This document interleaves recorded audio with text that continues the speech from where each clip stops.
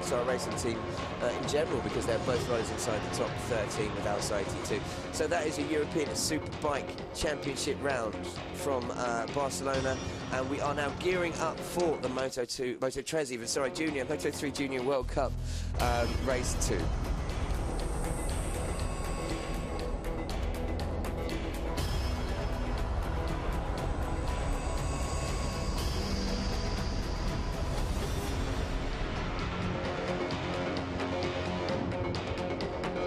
Welcome to Montmeló, then 30 miles northeast of Barcelona, to Circuit Barcelona Catalunya for the Moto3 Junior World Championship Race 2 and Race 4 of the season so far. We had one race at the Algarve, one in Le Mans, and then one this morning, which saw Aaron Canet take victory. Yeah, it was a really close race between him and Powie, and at times we had up to 6 riders battling for that lead, but in typical Moto3 fashion, kind of some of the battling behind allowed those 2 riders to really break away, but it came down to a drag to the line with Canet, as you say, just able to take victory.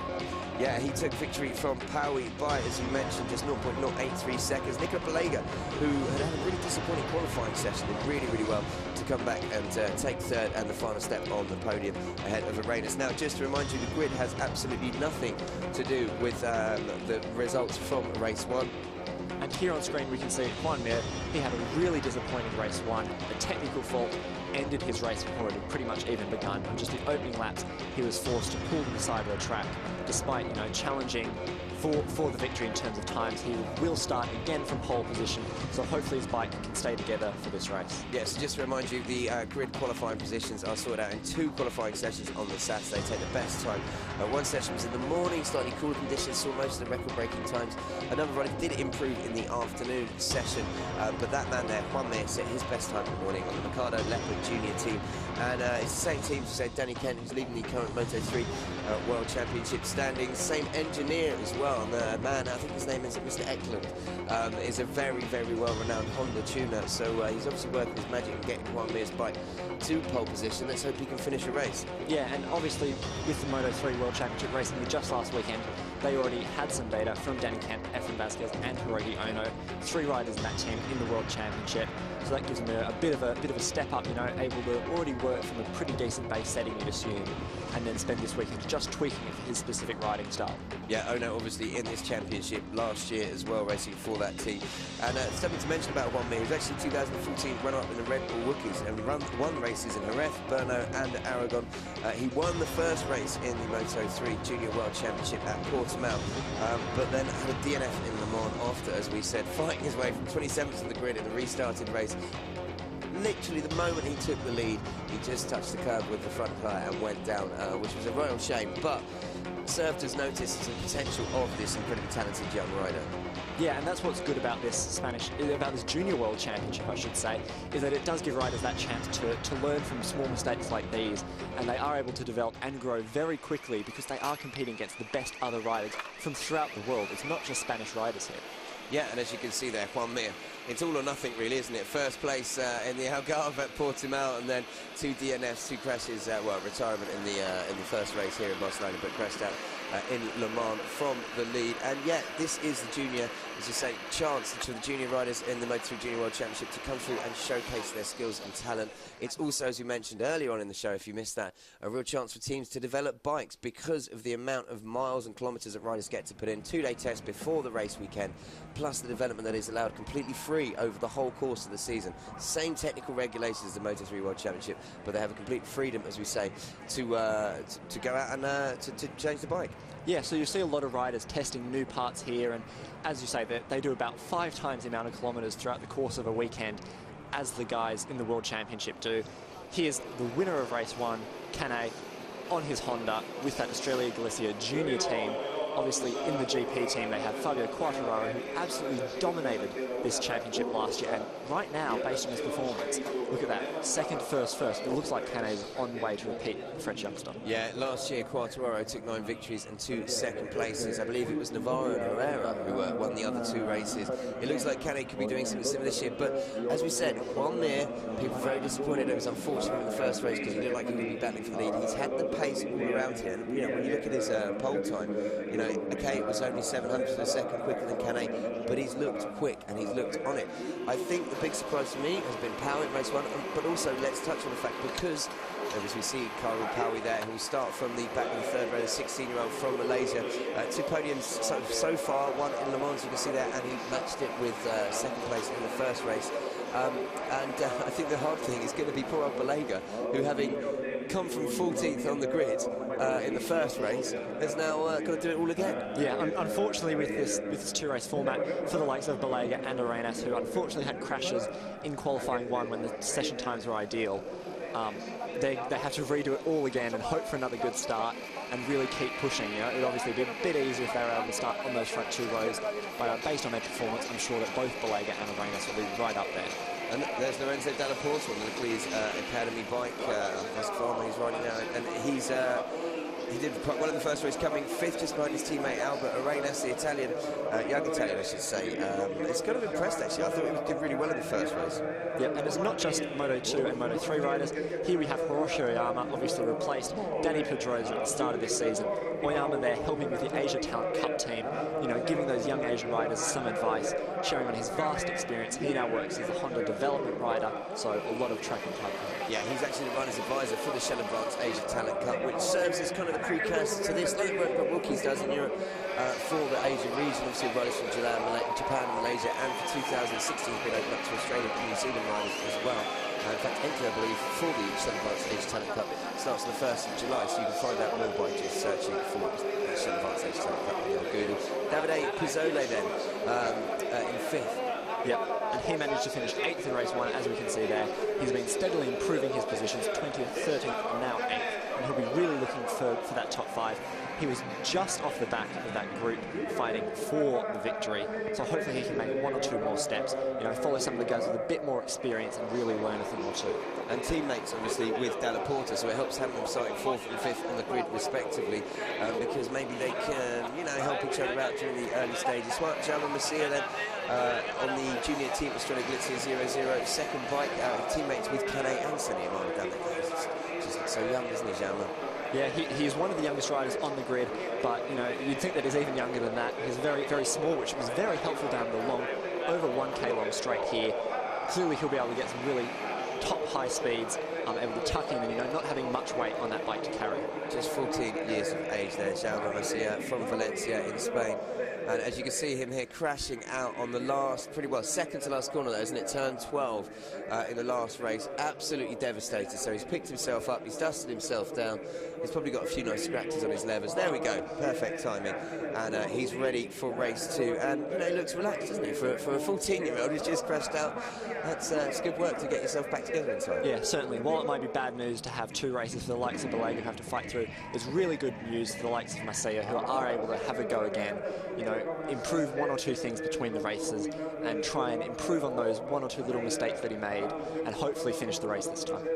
Yeah, as you say, I think there's one Mir will be desperate to finish as well, the man on pole position, because DNFs in this, it can be so frustrating, because at the end of the day, while we talk about his great race in Le Mans, and in here, you don't get the points, that's what people remember. And then Bo Benschneider, starting from 7th for the Dutch racing team. 16-year-old leading the Red Bull Rookies Cup this year, having won both of the races we've had so far. Real talent. Yeah, and certainly. And we, alongside all these academy teams, we also see a lot of national teams trying to bring through riders. You know, we have Honda Team Asia bringing through Powie, and we also have the Dutch racing team, as you just said, bringing through Bo Benschneider to try and get a different mix of nationalities through into this championship and then onto the World Championship. And this young 16-year-old from Rotterdam has definitely made an impression. As I say, leads the Red Bull Rookies Championship. It goes to show what an incredible standard we have in this Moto3 Junior World Championship, where he has a 4th and a 3rd place finish to his name so far. And then this morning he came 8th in race 1. Sorry, no, apologies. He came 6th in race 1. Yep, and here we have Lorenzo Petrarca on the KTM for the TMR competition team.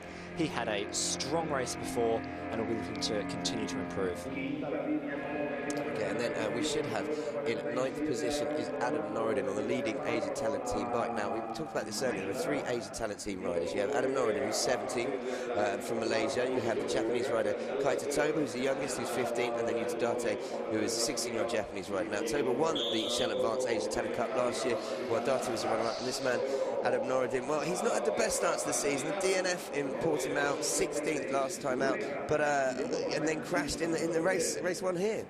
Yeah, he'll be looking to bounce back. And we also had a crash for his teammate, Kaito Toba, who, as you say, had won that Asian Talent Cup.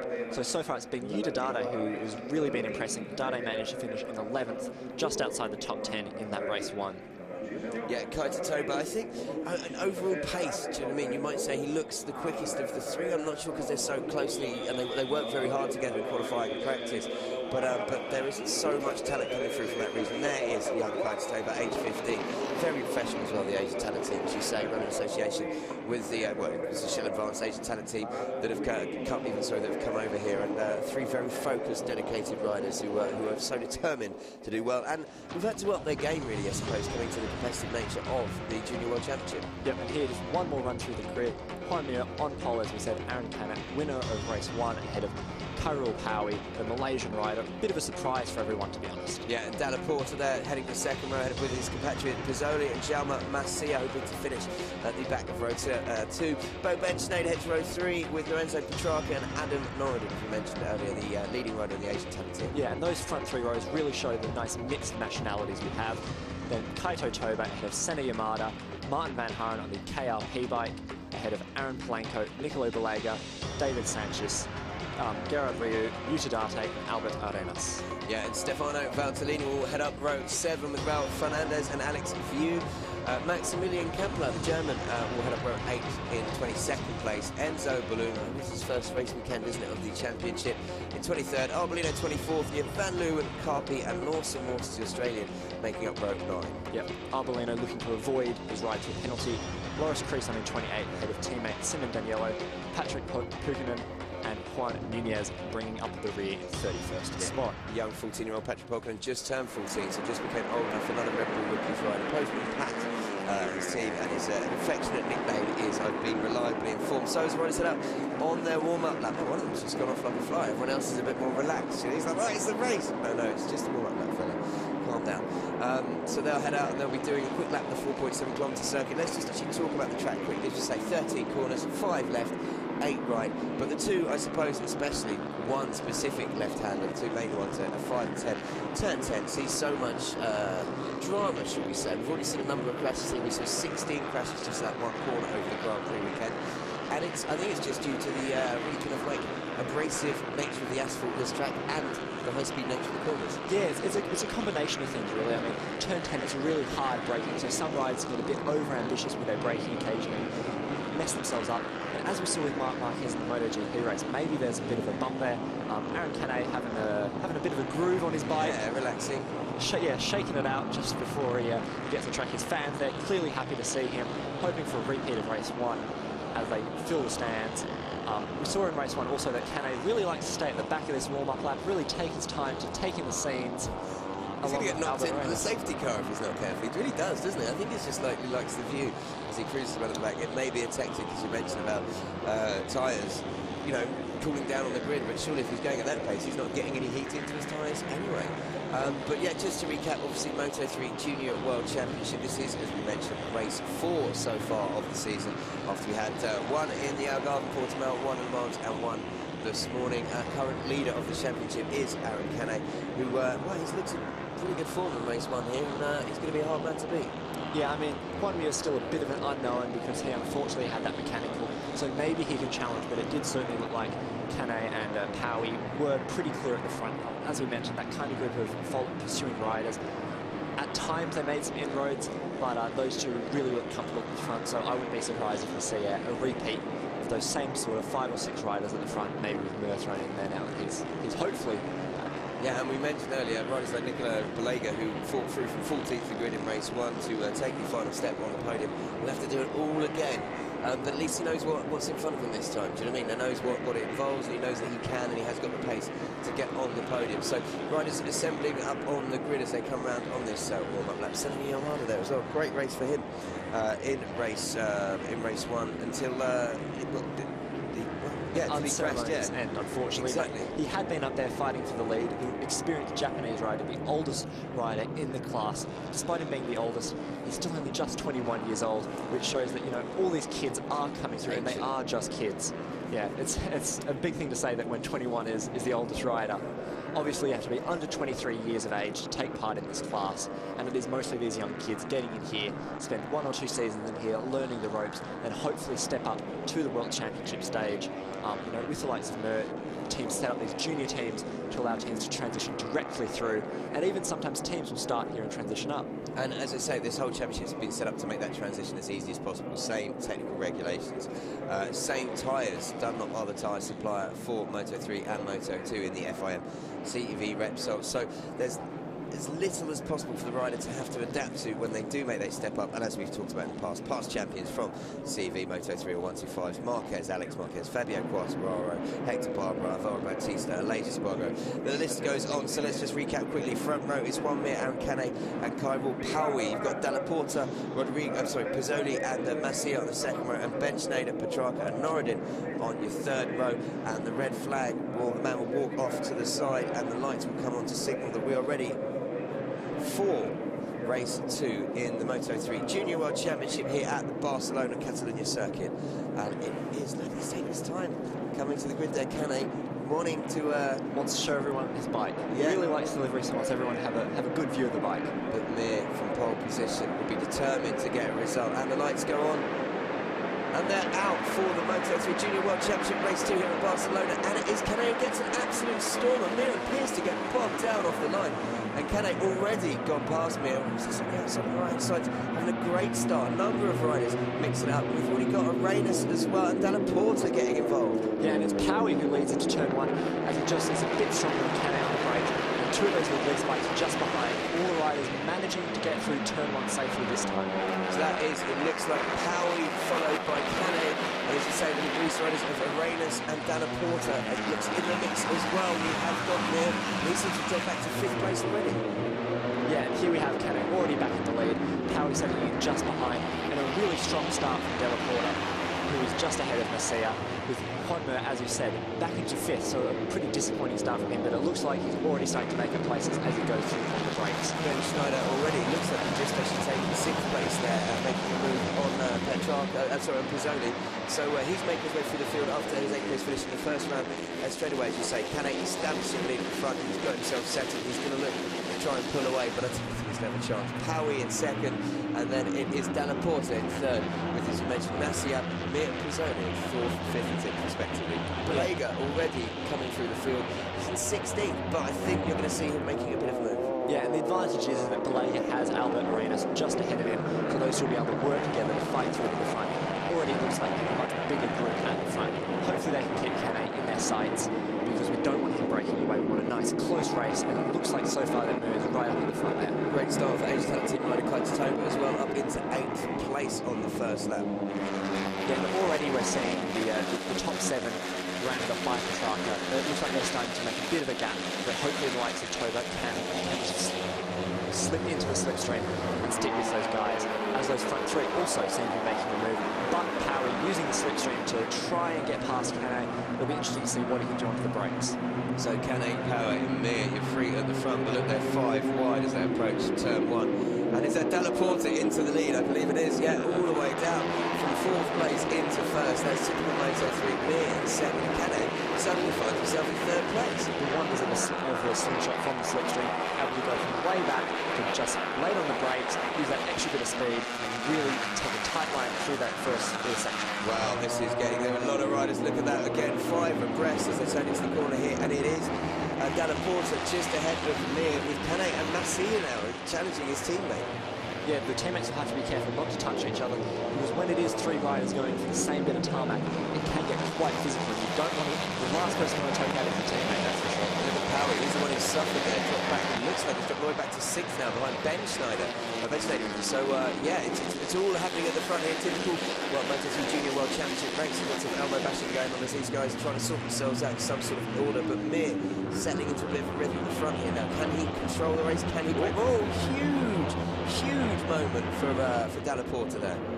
Yeah, and that, as you can see, that's clearly dropped him back. He's lost a fair bit of drive, and both Canet and Masia are able to just slip through. Oh, no. No, he just cuts off Masia's nose there, but just taking him up a different line. And Ben Schneider, as mentioned, up into 5th. He's having a great start to the race. And Masia is straight away bouncing back and trying to fight ahead of Dalla Porta to get back into that 3rd position as Mir and Canet start to try and push away at the lead. Both of those guys are putting in some pretty good lap times. They're about 0.3 the second faster than everyone else last lap. This is the crazy catch-22 you've got in the Moto3 Junior World Championship. Is while you don't want those guys in the front to get away, obviously you're going to be battling for position, you're going to be slipstreaming each other, so it's so easy to get caught up in a battle for position and forget and let the guys get away at the front, but with a slipstreaming effect, it's going to be so hard for Mir and Canet to do that, and it is Mir who'll lead into turn 1 at the end of, start I should say, of lap 3 ahead of Canet, with Dalla Porta in 3rd and Masia in 4th. Yeah, an incredible lap from Mir, 152.5. That's half a second faster than Canet, just behind him. But because of that slipstream, the gap's already been cut back to 0.3 of a second, despite that lap being half a second faster. And you already have the likes of Dalla Porta right back there, with Powie leg way out there to try and stop anyone getting through. And Masia had just moved into 3rd place with the 2 teams, Philip Lizia right in 2nd and 3rd with Canet and Masia. That is going to prove handy. Maybe Masia, well, I was going to say if he could hold up the rest of the field, but I don't think he's going to be going through his mind. Obviously, being a young rider, he's just going to want to go out there and win the race. He's only 14 with an exit. Yeah, and a much slower start to the race for Alvaro Arenas and Nicolo Galega. They're in the 11th and 12th respectively, and it looks like they're already 2.3 seconds back on this leading group, so it looks like they won't quite feature as much in this race. No, it's interesting because Mir and Canet have opened up 4 tenths at the front. We'll get to see when they complete this lap whether or not 4 tenths is easy enough to be swallowed up in the slipstream, because already, look at that, actually, you said that the riders closing the gap, so I think it's almost in Moto3. It's so hard to say, oh, they've opened up a gap, oh, they've lost it again. Straight. But yeah, you know, these two definitely trying to set into a rhythm and break the guys in the front, but using their brains as chasing the pack, not getting involved too much in you know, knocking each other's paint off the fairings and trying to just catch the leading two. Yeah, certainly that's a common tactic we've seen by the three, where riders are happy to sit behind a rider maybe a bit faster than them for just a couple of laps and wait for the right moment to really put an aggressive move and to try and beat up the guys ahead of them. And as I said, Atmore takes the lead and sits in the slipstream as he waits for turn 1. It looks like he's got the slipstream pass and he'll try and be as late on the brakes as he can to help stretch that gap before they go around once again. As you mentioned, so Canet and Masia, so from 2nd to 3rd, it was over 4 tenths before when they crossed the line, reached the speeds through the first sector, because they do appear very slightly pulling away, but Masia is trying to go with them on the second Estrella Galizia 00 Honda, and Powie, he's determined after being battered about a bit at the start. He did get knocked down to 6th at one point, looking to make a move on Dalla Porta into 4th. Yeah, Dalla Porta being quite rough with Powie, you know, really cutting off some of his lines we saw just then in the background. He's really taking defensive lines and making sure that there's no way through for Powie. Powie's still having a look at pretty much every corner. And as you see there, actually, Jaume Masia in 3rd place, setting the fastest lap, to give some indication that he's determined not to let these 2 at the front get away. And also that he's not just going to act as kind of like a mine for his teammate. He's definitely in the hunt for. He's trying to hunt down these leading 2 riders. So let's have a little bit back to back. As you mentioned, yellow flag at Marshall Post 5. Vargas having just set the Masia the fastest lap. Dalla Porta in 4th, Powie 5th, Ben Schneider 6th.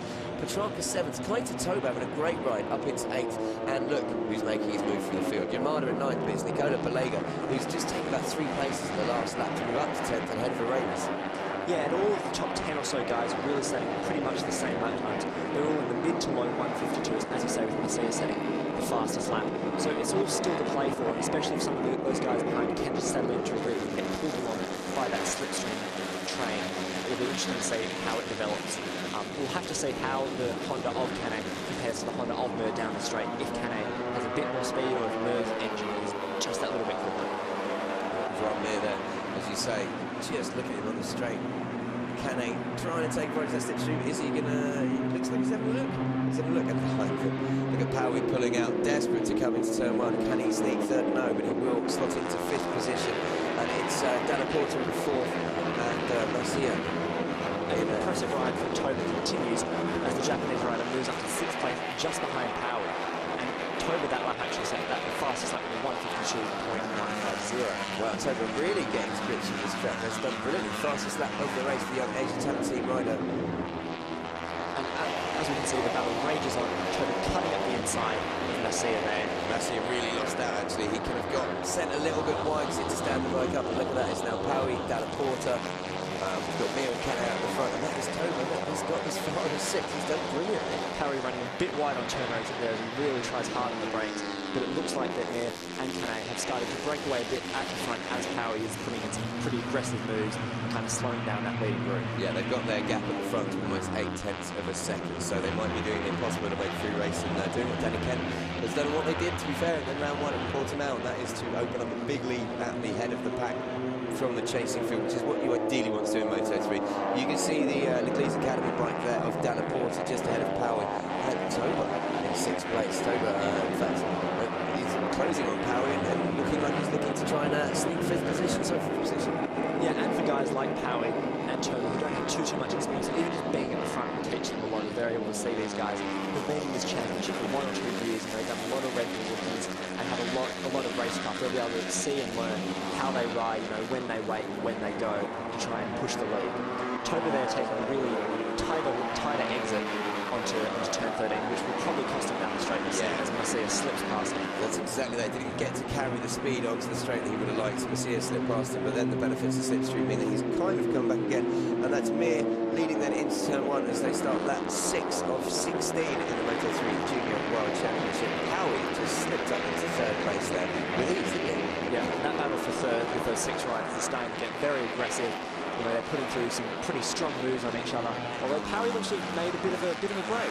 Powie definitely starting to get a few bike lengths at the front of that field ahead of Dalla Porta and, as we mentioned, Toba there on the Asian talent team bike. It's lovely livery, isn't it? It's nice and simple, like the leathers as well. And yeah, that's showing you there his fastest lap of the race so far. Yeah, a really good race. It looks like the likes of Balega, Yamada and Reynes have actually managed to catch up to this group as they start to dice it a bit. So, maybe don't rule out the Italian, the Japanese and the Spanish rider, who all have excellent experience with both Yamada and Reynes having done Moto3 World Cups before. And at the moment we have the top 13 riders within 5 seconds of each other, and the top 5 all within 2 seconds of each other. So a little bit of oil almost coming out of that one, but I think it's just the heat haze. Yeah, certainly. It's very hot at this track. Temperatures are probably already over 50 degrees on the tarmac, which will play potential havoc with some of these tyres. We didn't see too many tyre issues in race 1, but the temperature has continued to rise. I think that's an important thing to point out as well, as you say. It would be completely different out there. You'd need different settings, you'd need different setup almost from this morning's race, which is done at midday to now, because the temperatures would have increased by 10, 15 degrees. It might only be tweaks, but there's a definite difference. And as you can see, the gap there between Pelé and Dalla Porta up to 1.4 seconds. Yeah, certainly looks like these two are kind of in a league of their own at the front. Powie now has put in a pretty solid gap of about 0.8 to Dalla Porta. So it looks like it'll be the battle for first and then a battle for fourth. Although anything could still happen, 0.8 of a second isn't too huge of a gap. If you're within half a second, you can usually just feel the slipstream. So things could still be a bit under pressure for Powie there. Yeah, Tony, and there is Toba, and that is Toba slipping into 4th place at the expense of Dalla Porta. This is brilliant ride from the young Asian talent team rider. Best finish so far of 11th in Le Mans, 15th in Portimao, and he's now in 4th. Could he even be pushing on for a podium? Potentially. Anything could happen with Powie. As we saw in the first race, there are technical issues that may unfortunately affect the race, but hopefully everyone stays up okay. But I definitely would rule Toba out. He's certainly very motivated. As we've said, that Asian talent team is very professional. They have helped with Alberto Puig, former mentor to Danny Pedrosa, has helped him bring through a lot of riding through this series. And it'll certainly be interesting to see how they continue to progress throughout the season, because still a lot of these tracks are quite new for these riders, having mostly raced in Asia with the Asian Talent Cup. Yeah, hugely. And obviously the Spanish riders have the advantage with the majority of the tracks that we go to in the FIMCV Repsol being in Spain, apart from Portugal and Le Mans. But yeah, once they get through the stage, as you're saying, having to learn the track, it's a case of you're starting to see the talent coming out, and I'm really impressed with Toba. He has shown just incredible dedication, but he's shown the progression that I think is what people look for in this. It's no good being quick and just, you know, it's staying at a certain level. You've got to show that you can improve, and that's, I think, a lot of teams and, you know, people are looking out for it in young talent. Yeah, certainly. As I've mentioned before, the series is all about development for riders, for bikes, and for teams. So it is about being able to show that progression and show that you are improving. You know, it's fine if you start 15th in the first few races, but if you can, you know, finish the season winning a race or two and show that you are able to make those steps, that's a big thing. Now, Powie there just went half a second quicker than the guys at the front on the last lap, setting the fastest lap. We've got a rider 6 ride-through penalty for Christian Carpi due to speeding in the pit lane. Cristiano Carpi there. That's very unfortunate for him. Carpi's way down the order at 30th, so I'd imagine that this ride-through penalty will cement his race. And Kane there just taking the lead from Mir, but Powie closing the gap to him all the time in the background. Maybe Kane's realised that and decided it's time to get a little bit of a wriggle on, not wanting that pack to catch up. Look at the different lines there. As you say, Kane so much wider. Yeah, that's still a little bit more speed. That's the great thing about this Barcelona track. It is so fast and close. There are, at certain corners, a couple of different lines you can take, right? Do you want to get it stopped mid-corner and block the person you're battling with, or do you want to try and carry more corner speed for a good exit? It's exactly that, and it's all about compromise, isn't it? As you say, you can be slow into corner, quicker out, and with all the fast-flowing corners here, it's so important to not mess up, though, going into one corner, because it can mess you up for the next 3 or 4. And there is Cristiano Carpi coming in for his ride-through penalty points today. Yeah, an unfortunate thing for him to have to suffer. It'll be interesting to see if he does go back out. Obviously, this series is all about learning, so even down the order, more laps on the bike will be important for him, as he is with the IO Motorsport junior team. IO Motorsport, obviously, huge success in the championship, but it looks like Carpi's race is over as he rides to the car park. Maybe he's just going home. Yeah, I thought it was a ride-free penalty, not a go-home penalty, but he's decided to park it in the public car park there, which is a little bit different. Maybe not going through pit lane. But yeah, there we go. So back in the lead at the front is Aaron Kane with Mir, but yeah, Powie has closed that gap visually, isn't it? It was 0.8 last time around. It's now down to less than 0.4 of a second. So he's got real pace on that Honda Team Asia bike. Yeah, he continues to impress me with each round. The Le Mans podium was a fair bit of a surprise. He obviously qualified 10th, but to finish second is really good. And to respond in a race like this, to close that gap, is one thing to stick with a rider, but to close that gap is really impressive. He was, on the last lap, almost half a second quicker than Kane and almost a second quicker than Mir. So, yeah, look, well, visually now, you don't even need me to tell you the times, because he's almost got into the back of Mir coming into turn 1 at the end of the straight. Yeah, and it's shown throughout these last laps that he's a very aggressive rider. So he'll be more than happy to just sit with these 2 leading riders and wait for his chance to really stuff it up there inside and force them a bit wide, maybe. And this could make it very interesting, because if these two start having a bit of a ding-dong at the front, look at the gap he was, look how far back he was there. And you look at Kane and Mir, so that just shows you how much power he has made up. Yeah, a big improvement for him, and he's now into second. Look at that, he's obviously put a move on Mir, and I tell you what, it looked like he was going to make a move on Kane there as well. So the young Honda Team Asia rider taking no prisoners as he goes around there from Malaysia, 16 years of age, obviously rather brave. Yeah, this is almost an exact repeat of race 1 now, just that Mir's up there with him. Yeah, if Mir could actually stand there. Here we go then. So he's just cut up the inside of Mir. Very nicely done, actually. Yeah, beautiful, clean pass. Dropped it straight through, then blocked his line. Exactly what you want to do. So now these three, could they start tripping each other up, play into the hands of Toba, who is leading that chasing pack on the Asia Talent Team bike in 4th place with Masia and Dalla Porta. In fact, Dalla Porta has now regained 4th. Obviously, I reckon that's in the slipstream down the straight. And we've had Masia and Toba and Yamada swap places. Senna Yamada really coming back. Yeah, really strong ride from him, but there's a 2.6 second gap between these front 3 and that second group. So I think that these front 3 are probably going to dice out between themselves unless that group behind really focus on trying to catch up and just sitting behind. But, you know, with a lot of these young guys, trying to tell them to calm down can be a bit tricky. Let's all go chasing together. You often see that in the Moto3 of riders signaling to the rider behind him, tapping the back of his bike to say, look, let's get on the back of me and we'll work together to catch them. But he tries to make that to a bunch of young, hungry, talented riders who obviously every position, every overtake is something they're ready to fight for now for. And look, Mir there in the lead with Powie in second, Kane third, right, I think we've got a three-way price now for the lead. But that leading pack has started to close that gap, only down to just 2.4 seconds now. But we shall see. We'll keep an eye on that as the race progresses. Slowly, slowly. Powie taking a really tight line around that turn 3 there. And it looks like he's in the lead now. Yeah, Powie has just put a move on there, on right, just cuts in front, just slightly tighter in the corner before, and then was just to hold that line beautifully through that. Now we shall see what pace he's got running in front. Yeah, because Powie last lap was 0.3 of a second faster than those leading two. So if he can make a break, that's an incredible performance from the upper wave.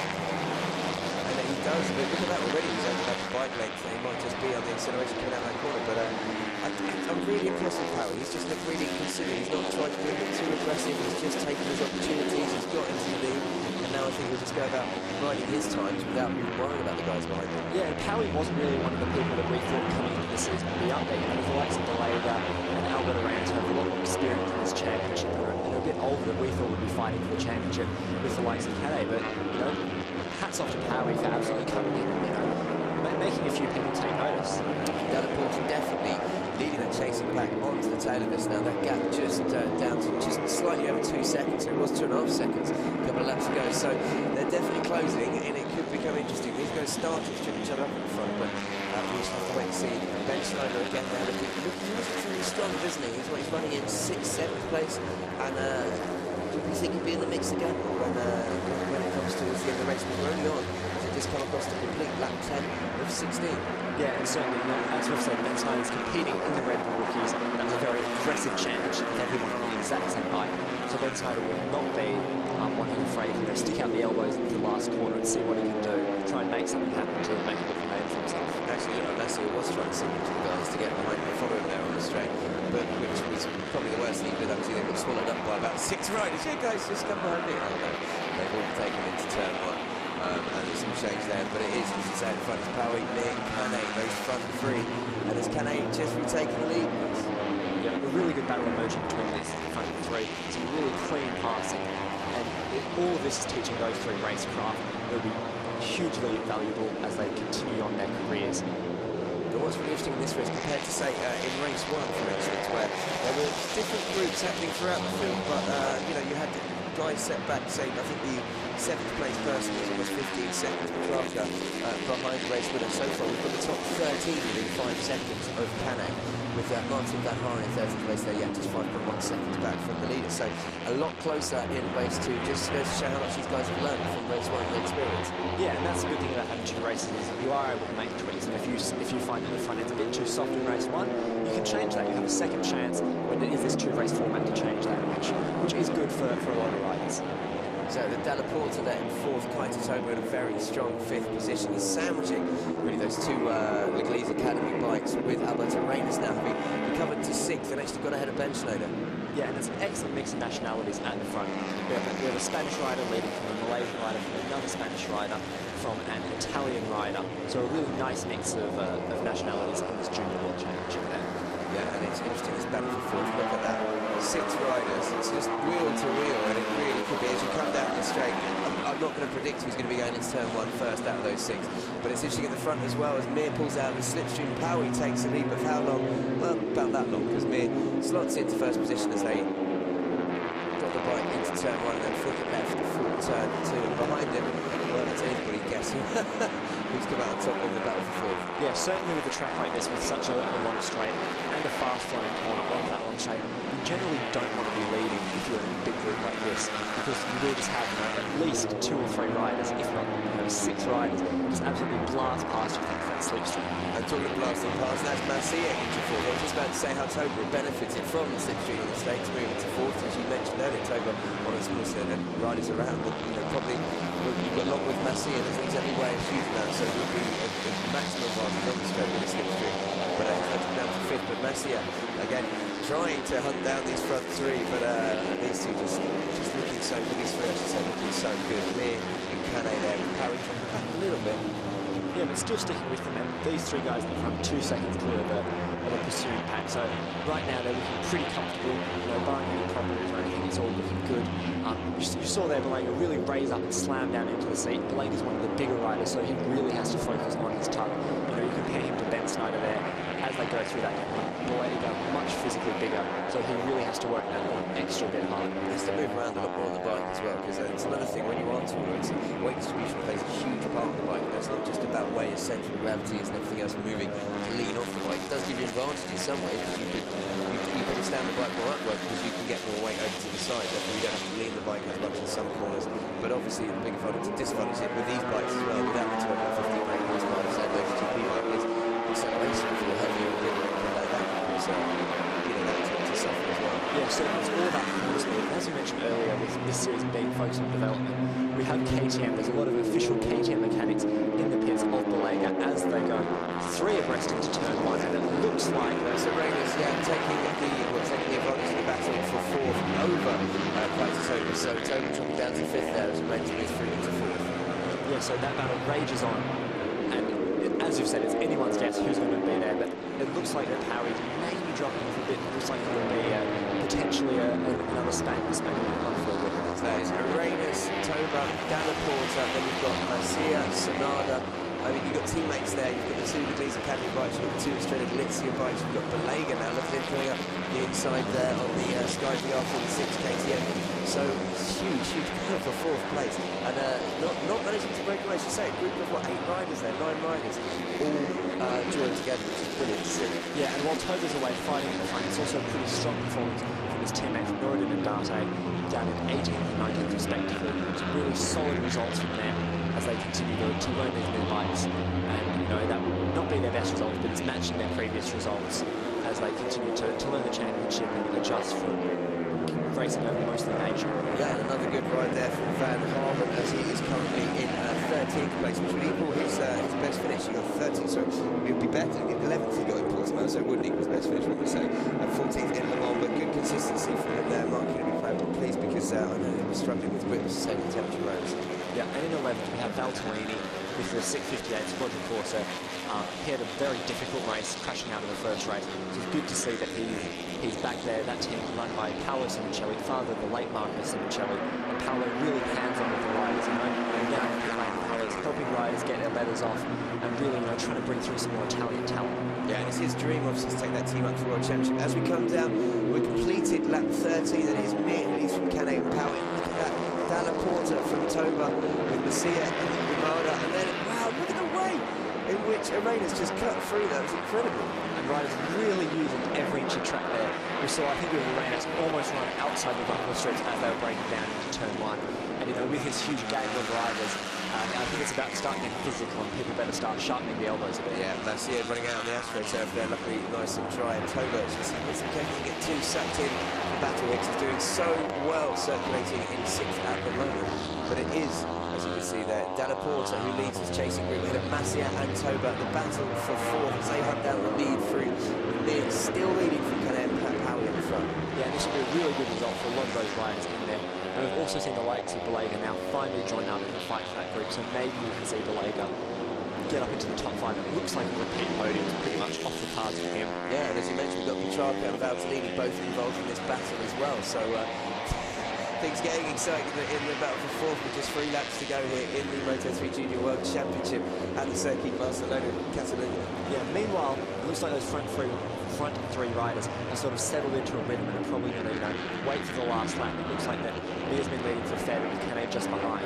Yeah, they're 3 seconds clear of this battle for 4th now, so without really anything untoward happening, they should have this podium position secured. It's just who's going to be on what step, and this is so exciting now. Masia determined to not let Dalla Porta take that 4th place, and that bench name on the back of this group now in 12th, so the top 12 separated by less than 5 seconds. That's brilliant stuff. Yeah, and championship. And Masia clearly showing no ill effects of his crash earlier. Clearly just as confident. He fell at turn 12 on the last lap, but he's still very aggressive through there. And look now, on the brakes, trying to get past. He can't manage to get past. And it's Toba who slots into 4th. Brilliant stuff from Toba, and Dalla Porta dropping back to 5th. Changing hands so many times coming down that back straight, it's just impossible to keep track of. But it is Mir and Canet at the front, with Powie still managing to hold on to them. And he will want to stay involved, as you say, if he can stay around there on that final lap. I don't think we can wrap Parry out for the win. Yeah, anything's possible, especially with Power, who seems to really like going deep in the brakes.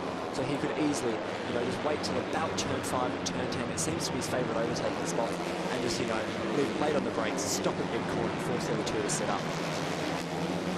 And here they go, as they start the run down through turn 6, get to the bottom, and then through 7 and 8 as you make your way up to blind to turn 9, and then down to the famous turn 10 that we talk so much about this weekend. And as we mentioned before in the first Moto3 yesterday, it's all important is who is going to be in first position coming onto the straight on this lap, not the last lap, on this lap, because you actually don't want to be in first because it's so easy, as you say, to let the other slipstream you and get swallowed up going into turn 1. So Powie actually here in a very strong position, or has he just dropped back a little bit too fast to take advantage of the slipstream though? He's got to be careful. Yeah, I think maybe Powie's starting to get to the range where he won't feel the slipstream quite as much. But certainly for Canet, it's a really ideal position to be. He can line up and move into turn 1, take some defensive lines, and try and keep in the lead until turn 10. Once he's at turn 10, he can, really try and push and make just enough of a gap. As Balega gets to the front of that second group. To say, Balega and Yamada now heading that group for the battle for fourth, which, considering they're at the back of that group just a lap ago, goes to challenge change. It is. They come down the straight. Who will lead into turn 1? Well, Canet breeze past Mir, but Powie just a little bit too far back. Yeah, it's 3 abreast again, as we have Lorenzo Della Porta coming through on the brakes. Toba straight up the inside. Wow. Well, Yamada, Balega all getting involved there. That was a little bit hairy, but they all got through nicely. So, on the last lap, we currently have Juan Mir leading the race from Aaron Canet, winner from race 1. Powie in third. Canet has now taken the lead at the front of the race. Balega, well, he was in fourth, but it's all changed. Fourth is now Dalla Porta, Toba 5th, and Balega 6th. I think it's still more or less anyone's battle for fourth. It looks like the Canet's managed to get about a quarter of a second lead over there. So it looks like that could go the way of Canet again. But this battle for fourth looks to be one that'll go straight down for the line, and it'll be exciting, and hopefully we can keep up with it. Yeah, man, because it's almost impossible. They won't be able to do the best. That is Dalla Porta in the lead, ahead of Toba, with Balega in 6th in the lead. So this group obviously battling for fourth, with Arenas 7th and Yamada in 8th. Yeah, and there's not many opportunities to pass left for these riders as they start to come down to turn 10. Many believe that turn 10 is really the last spot you can overtake. Oh, and having said that... Mir has made a move on Canet at the front, and Mir has now taken the lead. It looked like he was dropping back behind it, but what's Canet going to do here? Mir taking the wider line. He's going to try and carry this speed through now, and his right-handers onto the straight. Mir might have this one won, Yeah, Canet needs to try and just sit there and get a slipstream, carry a lot of corner speed, but it's going to be a drag to the line, I think. As they approach the final right-hander. Can Canet keep enough corner speed? I think Mir's got this, he seems to have a big enough advantage on the gas. So it's going to be close. Drag to the line. I think, yep, there we go. Oh, excellent comeback. Excellent comeback from Mir after his technical finish, after his technical DNF. And coming out of the final corner to take fourth is Nicolo Balega. An excellent performance to come back, followed by Albert Arenas, also bouncing back from poor qualifying. And you can see how much it means to Mir to win that, especially after crashing out the last 2 races. He must have started doubting himself a little bit. In Le Mans, having rode brilliantly to come through the field from 27th to take the lead to crash. Similarly crashing in race 1 here, obviously not after quite the bigger battle through the field, but a great race victory for Mir, and delight on the face of the young Spaniard from Palma de Mallorca to add to his race victory in race 1 and his DNF in race 2. So 50 points for Joan Mir now in the championship standings, and a great victory for his Leopard Car team as well, tasting success for the 2nd time this year, and he won ahead of Aaron Canet, winner from race 1. And Canet so far this season, he's not exactly had a bad start to the year, has he? I mean, he's had first place winning in second place in race 1, first place in race 2, and he's only gone won at Le Mans, let's get that right, second place in Portimao, won the first race here, and he's taken another second here. So he's not been lower than second in any of the races so far this season, Canet. And Powie, second podium of the day. Brilliant result for him after taking second earliest day, and very strong line. Nicolo Balega having to fall his way through the field, fight his way through the field once more. He finished on the 3rd step of the podium in race 1, 4th in race 2 after coming through from 14th. With Arenas on the Leclerc Academy bike in 11th. Senna Yamada, another great result for him in 6th place. number 81 on the junior Team Estrella Galizia 0-0 bike. And we've got Ben Schneider in 7th on the Dutch racing team. Valtellini is 8th. Massia 9th. The final Estrella Galizia 0-0 bike with Petrarca in 10th. Van Haren for the KRP team in 11th. Dalla Porta in 12th. Not quite sure what happened actually to Dalla Porta, because he was mixing it with the guys in the front and he seems to have dropped down to 12th for the Leglise Academy. Not a great way to celebrate his 18th birthday tomorrow. And we have Ryu in 13th, and 14th was Kapler with Fernandez in 15th. So let's have a little replay here.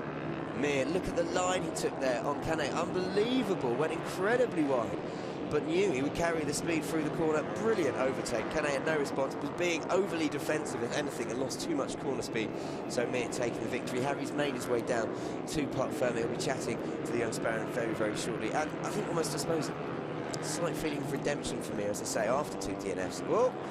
Wouldn't have been a great feeling of redemption if I love it. We saw one of them almost stack it earlier while trying to pull a wheelie. That was trying to pull a stoppie. Maybe wait till you've got a little bit more experience, lads, before you start showing off yet, because that could have been embarrassing.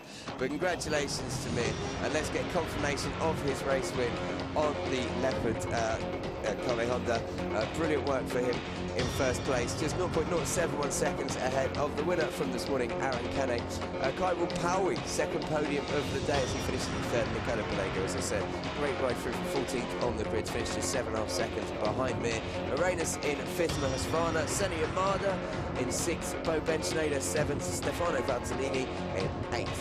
And Petrarca, as you see, they're completing the top 10. Martin Van Haren, as I mentioned, for the FTR KTM bike for the KRP team. Great ride from him to make his best finish this season in 11th. Lorenzo Dalla Porta in 12th, Gerald Roux 13th, and Maximilian Kapler 14th, Fernandez 15th, Polanco 16th, Luca Darte 17th, and Adam Norridin, even the two Asian talent team riders there, 17th and 18th after an excellent performance from Toba. Where did Toba go? Did he crash out? Oh, we seem to have lost Toba from the timing screens. That would probably be why. He obviously did crash out towards the end of the race. Kaito Toba, absolutely devastating. Jonathan down as a DNF here.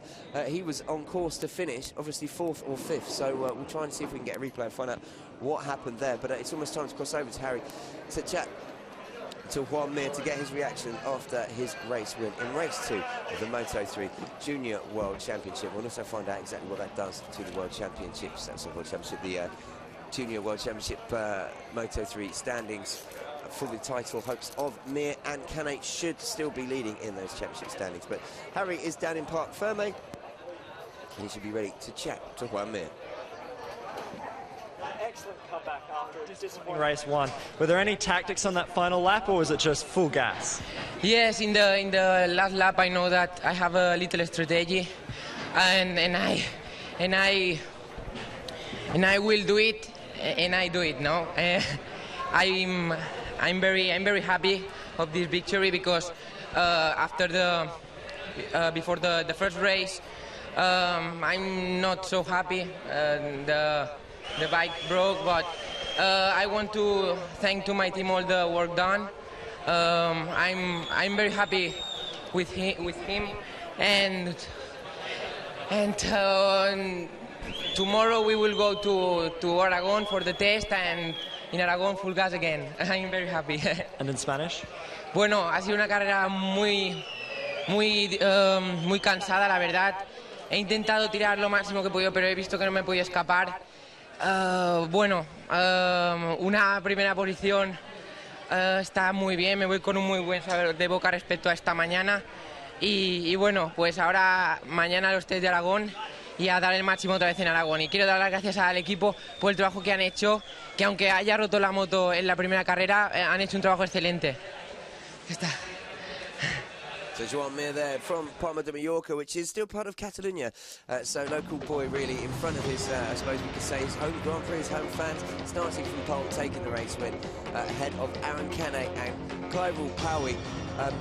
As I said, Kaito Toba unfortunately going down towards the end of the race. I didn't see what happened there, but the young Asian talent team rider was looking on for a good point scoring finish. But as you can see, it was Powie who led into turn 1, but it didn't take long for Mir to establish himself at the front, and then those three would break away. Mir, Powie and Canet at the front of the group, and it was a huge battle for 4th that involved the rest of the field As you can see, Masia and Arenas getting a little bit, sorry, Della Porta getting a little bit, aggressive with each other in the background. But here you go, Canet on Mir into the lead. And once Powie had joined them, it was those three all the way for the podium before Powie would slightly fade towards the end.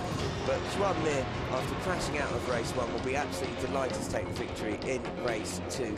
So look at the line he took on this corner to take Canet. Canet being so defensive, not wanting someone to cut the inside of him at turn 10, unfortunately left such big room outside of him, and despite the best efforts of Canet on the drag to the line, Mir had done enough coming out of that final corner to take his second win of the season. And a delighted young man, Harry, who just made your way back up from Parc Ferme. Yeah, he was clearly overjoyed with that win, you know, hugely disappointed that the bike broke after race 1.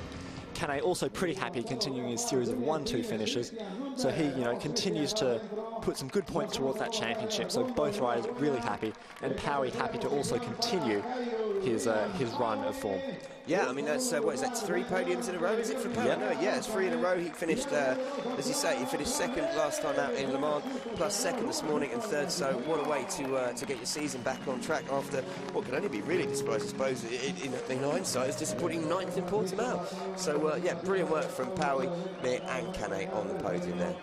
Yep, and as they just await the trophies, first trophy goes to the Leopard Racing Team Boss, the Manufacturers' Cup. Big congratulations to them. They're obviously having huge success in this championship and in the Moto3 World Championship with Danny Camp. Yeah, Mikado Leopard Junior Team, as they're known in this actual championship. Leopard Racing, as they're known in the Moto3 World Championship. But as you say, for all intents and purposes, exactly the same team, same engineer. Danny Kent shares with Juan Mir, and he's obviously doing a good job, that guy. Yeah, clearly.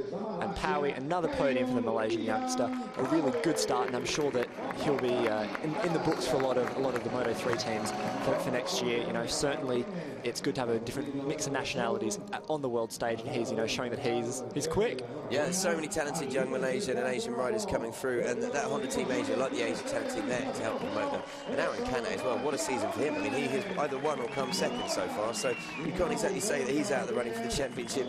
I mean, second place in Portimao, Le Mans qualified on pole, took race win here in race 1, but Juan Mir takes the race win in race 2, and look how happy he is and how much that means to him. Yeah, a huge victory for him, and yet another Spanish victory today. Unfortunately, they're back on the fizzy water, but first I think it is the Spanish national anthem coming up just after he gets the check for more fuel.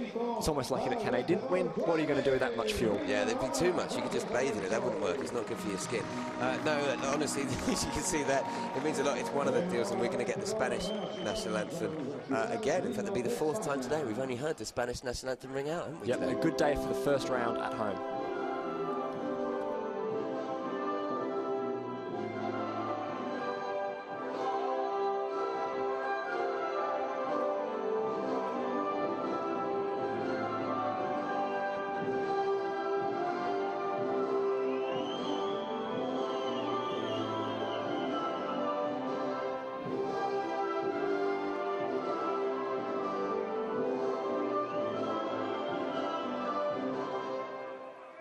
There we go, so for 4th time today, the Spanish national anthem ringing out. Great day, as you say, for the first round of the FIM CEV Repsol taking place in Spain after Portimao and Le Mans.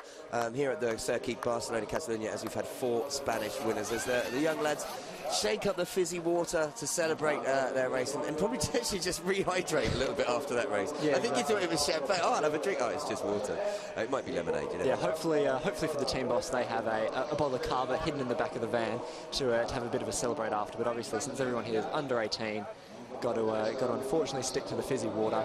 Maybe in a couple of years when they're on the world stage, they can get that Cava. Well, you say that, you're right. We really could be looking at a future world champion here. We know coming through the Moto3 Junior World Championship and the FIM CV Repsol Championship, there's been so many future world champions. Maybe one of these, Juan Mir, Canet or Powie, will go on to lift a huge trophy.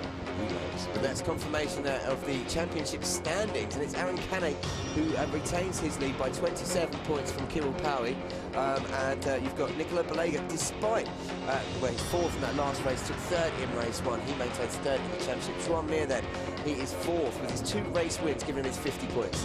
Yep, and a solid 5th from Bo Ben Snyder, you know, able to just rack up those consistent top 10 finishes and put in a strong performance ahead of Lorenzo Della Porta, who will still be very aggressive in that race. And Alberto Arenas, Delaporta's teammate with that Husqvarna team, Yeah, there was able to definitely respond. an incident, sorry, towards the end of that race, because Delaporta dropped down from 4th, 5th to 12th, and we've lost Kaito Toba, so not quite sure what happened there, but yeah, something happened. I imagine they had a bit of a clash. Petrarca there rounds out the top 10. Martin Van Haren for the KRP team on the FTR KTM. Mike Keats team doing very, very well. 11th overall there in the championship standings. Jaume Masia, the Estrella Galizia 00 Honda rider, and then David Sanchez and then Davide Pizzoli in 14th. Yeah, and then Simon Daniello, Maximilian Kapler, Aaron Palenka, and Thomas van der Wellen around top 18. A nice mix of bikes in there as well, with the Mahindra, the Husqvarna, the KTM, and the Kalex KTM all in there. Right, so that is it from the FIM CEV Repsol Championship for us today. You've seen some brilliant action, 2 Moto3 Junior World Championship races, 1 Moto2 European Championship race, and a Superbike European Championship race as well. 4 Spanish winners across all races. Mir and Canet in Moto3, Morales in Superbike, and in Moto2 it's Edgar Pons. So that's it from us from the Circuit Barcelona Catalunya. Up next, Motorland Aragon in 2 weeks' time. Looking forward to it. Hope everyone else is too.